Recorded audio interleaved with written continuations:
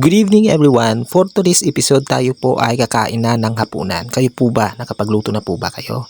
Tara, kain tayo. Meron po tayong ditong lauoy. Meron po tayong rice tarasis. Meron din po tayong tuyo. So ayan guys, gabi naman po at tayo po ay maghapunan na. Ang ulam ko po guys ay lauoy at meron naman po siyang kapares na tuyo. Sa totoo lang guys, meron naman po kaming ibang ulam pero mas gusto ko po yung lauoy at saka tuyo. Ang oras po ngayon guys ay 6:30 na ng gabi. Pero hindi pa naman siya gaanong gabi. Nagtataka po kayo guys kung bakit maaga po kami kumakain. Kasi mas mainam po yung maagang kumain. Baka atakihin tayo bigla. Pag busog na busog tayong natutulog sa gabi. Kaya maaga po kaming kumain. It depends naman po yun sa inyo kung gusto niyo pong kumain ng hating gabi. For the go! Kayo guys, kamusta po yung araw ninyo? Napapagod na po ba kayo sa araw-araw ninyo na buhay? Hoy, huwag kang sumuko. Laban lang. Laban lang ng patas. For the go! Siguro kayo masasarap po yung ulam ninyo pero ugaliin nyo pong kumain ng gulay.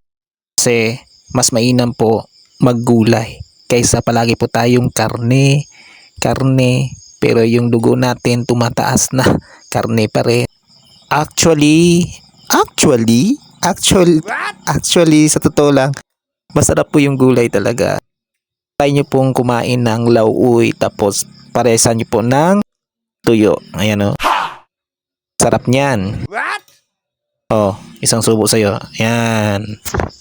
Guys, sa mga hindi pa nakakakilala sa akin, i-follow nyo po ako guys sa Facebook page ko, Jerby Ampong. Tapos sa TikTok naman, Jerby Ampong. Para masubaybayan nyo po yung buhay probinsya ko. At gayon din guys, subaybayan nyo rin po ako sa aking YouTube channel, Jerby Ampong TV. Subscribe nyo po ako, pwede din ninyong i-like, share lahat ng videos ko na ginawa. Peace! Actually guys, sa mga nagtataka, nagbablog daw po ako, tapos nasa isip nila, marami daw po akong pera. Hindi lahat po ng vlogger dumadaan po sa butas ng karayom bago ito magbunga yung mga ginagawa natin. Depende po yun sa iyong kasipagan. Kung masipag ka gumawa ng mga content, mapapabilis yung sahod mo. 1 taon at kalahati o meron pa nga 2 taon bago nagkasahod. So guys, kaya ako patuloy pa rin po akong nag-upload ng mga videong walang kabuluhan. Kayo na ang umintindi. For the go!